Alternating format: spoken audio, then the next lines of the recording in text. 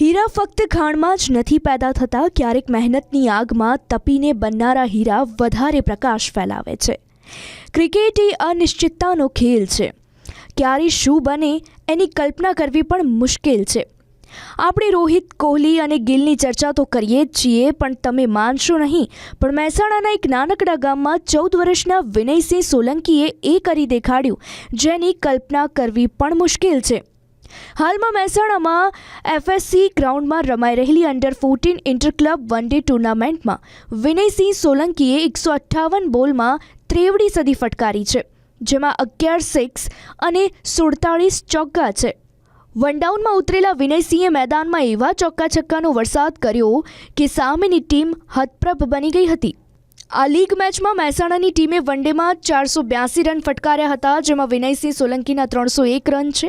મહેસાણા તાલુકાના નાનકડા ગામ હેબુવાનું આ દીકરાએ નામ રોશન કરી દીધું છે. પિતા મહેશસિંહ સોલંકીએ પણ પહેલાંથી જ ક્રિકેટમાં રસ હોવાથી એમને દીકરાને પણ ક્રિકેટમાં આગળ વધાર્યો અને હવે દીકરો પિતાનું નામ આગળ વધારી રહ્યો છે.